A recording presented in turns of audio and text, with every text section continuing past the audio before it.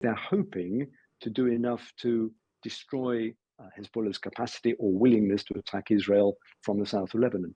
If they can't do it with an air campaign, they will then have to go in on another ground incursion, I think. It seems to me like we're slipping in that direction. Keir Starmer has told UK nationals in Lebanon now is the time to leave. The Prime Minister says he's ramping up contingency plans. 700 troops are being sent to neighbouring Cyprus to prepare for an evacuation. As we heard from a reporter at the airport in Beirut earlier, only a few planes are leaving now. So how dangerous a situation is this? Let's speak to Lord Ricketts, Peter Ricketts, former National Security Advisor. Good morning to you. Morning. What's your assessment of what is happening, what needs to happen? First of all, let's talk about British nationals. Yes, this is sensible contingency planning. We're clearly near the point now where commercial flights are going to stop. Obviously, it's best for British people to leave on commercial flights. They're much more effective at moving large numbers of people than the military. But the military are well prepared now to do an evacuation if they need to do it. Of course, this is very different to Afghanistan. Here we have Cyprus nearby.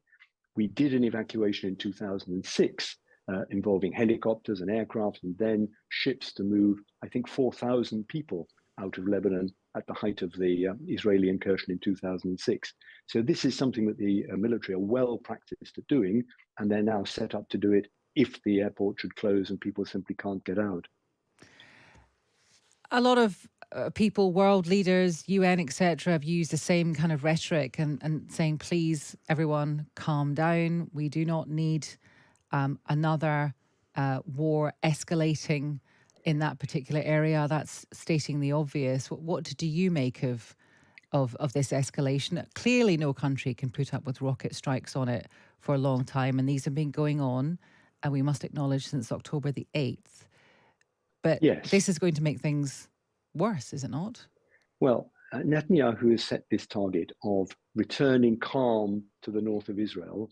So the 60,000 Israelis who've been evacuated from their homes now for more than a year can go back. That's a pretty demanding target. At the moment, it's a very heavy air campaign using Israel's state-of-the-art intelligence on where the targets are. Of course, they've got total air superiority there. So they are systematically attacking all the Hezbollah launch pads, all the military installations, all the weapons dumps across southern Lebanon. Very high civilian casualties in the process. And I think they're hoping to do enough to destroy Hezbollah's capacity or willingness to attack Israel from the south of Lebanon. If they can't do it with an air campaign, they will then have to go in on another ground incursion, I think. It seems to me like we're slipping in that direction. We've seen this before. They've been there twice in the last 40 years. Doesn't in the end lead to security for Israel. So I agree with what political leaders are saying. This is a very difficult, very dangerous situation.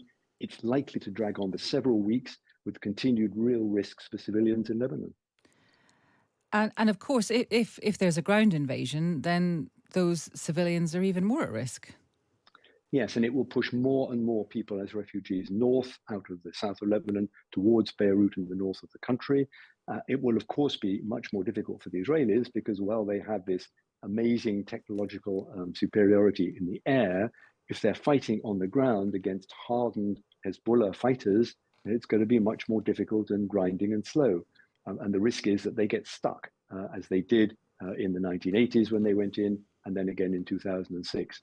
So that's why people, I think, are urging civilians to leave Lebanon now, because it can only get more dangerous. My own feeling is that an Israeli incursion isn't going to lead to peace and stability. That's why there are these calls for a peaceful settlement. In the end, a negotiated settlement is the only way that the Israelis in the north of Israel can hope to live in security. At the moment, that looks a long way away. Lord Ricketts, Peter Ricketts, thank you very much. We can also speak to Mark Dow, who is a Lebanese independent MP. Good morning to you. Good morning. Thanks for having me. You're very welcome. What's your opinion of what Hezbollah have been doing over the last year or so that the Israelis say has necessitated this action? I think Hezbollah's unilateral military action to drag Lebanon into an open confrontation with the Israelis under the guise of solidarity with the Palestinians was a major mistake. And it has dragged Lebanon into the current situation that we are suffering from currently. Nevertheless, this comes on the back of years of Israeli attempted invasions of Lebanon that have happened. They have occupied southern Lebanon for 22 years, from 1978 all the way to 2000. Another occupation that reached the capital Beirut in 1982, and then wars in 1993, 1996, 2006. So the Israelis have always been military aggressors against Lebanon, and therefore, in the current situation, with the last week, the BBC issued a report that showed that 7,400 attacks have been done across the border, with a ratio of 5 being Israeli to 1 being Hezbollah. So the aggressor now is clearly the Israelis, and they are continuing to bombard. In 11 months, 600 people have died in Lebanon.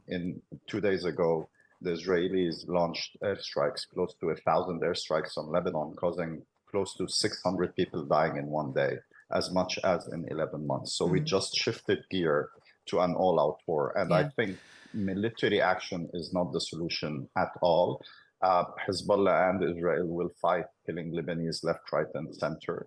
I think we really need a diplomatic solution, and this is where the UK and other international community actors can step up and apply the United Nations Security Council Resolution 1701, which stipulates the details of how a ceasefire can be maintained in Lebanon. But how receptive do you think, I'm asking you about Hezbollah because you're in Lebanon, how receptive do you think Hezbollah would be to that, to negotiations and a diplomatic settlement? Hezbollah has large influence over the current caretaker government that we have in Lebanon. We don't have a president because Hezbollah has undermined the ability of parliament to hold a quorum to elect a president. I don't think they are receptive because they have been dealt heavy blows by the Israelis through the pager attack and then the walkie-talkies and the assassination of their leaders. Yesterday, another leader was killed by an Israeli airstrike.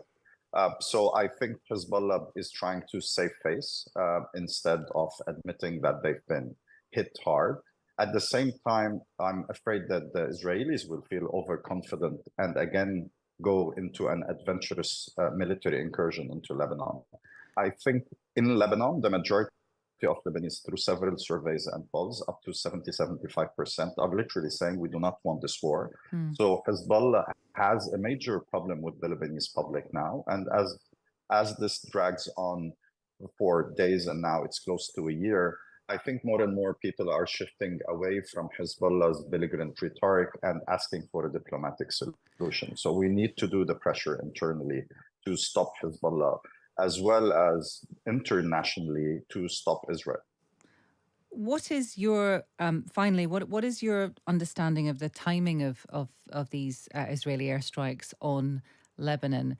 If the rocket attacks have been going on, which they have, because we know people who text us and tell us about them and who witness them, if the rocket attacks into Israel have been going on for a year, why do you think these airstrikes are happening now?